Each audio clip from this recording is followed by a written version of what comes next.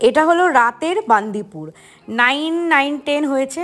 তো বান্দিপুরের মধ্যে থেকে ড্রাইভ করে যাচ্ছি এখন ডিনার করতে। খানসগুয়াতে ডিনার করব না, এখানে আর একটা রেস্টুরেন্ট শুনেছি ভালো আছে, ওখানে ডিনার করতে যাচ্ছি।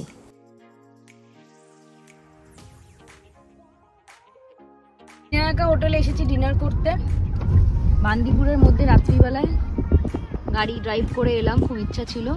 চলো দেখি কী কী খাবার আছে, ভেজ নন ভেজ সবই পাওয়া যায় বিনায়কা হোটেল। আমরা এখন এসেছি শ্রী বিনায়কা রেস্টুরেন্টে। এটা হচ্ছে বান্দিপুরের মধ্যে এখন বাজে রাত্রি 9টার সময় ড্রাইভ করে জঙ্গলের মধ্যে থেকে আমরা এলাম বিনায়কা রেস্টুরেন্টে খেতে। খান গুফা থেকে 4 কিলোমিটার দূরে, 10-15 মিনিট লাগলো, একদম রাস্তার ওপরে। দেখি খাবার কেমন, ভালো রিভিউ পাওয়া গিয়েছে। চলো দেখা যাক। এখানে আবার লজও আছে, লোকে থাকতে পারবে।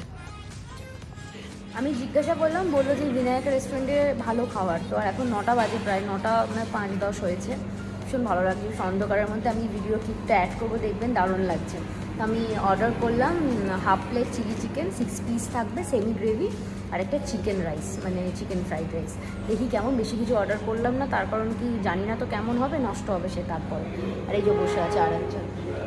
দারুণ লাগলো আমার রাত্রিবেলায় বান্দিপুরের মধ্যে দিয়ে ড্রাইভ করে আসতে। ডিনার এসে গিয়েছে, তো হচ্ছে চিকেন রাইস আছে, চিকেন ফ্রাইড রাইস। এটা হচ্ছে হাফ প্লেট চিলি চিকেন, একটু অনিয়ন দেনা থোড়া, আর সস দিয়ে দিয়েছে। ব্যাস, খাবার জমে গিয়েছে আজ। এই নিয়ে আলো সরাই, নাহলে দেখা যাবে না। টেস্ট ওয়াইজ ওকে, ফ্রাইড রাইসটা নিয়েছে 250 আর এই চিকেনটা নিয়েছে 220।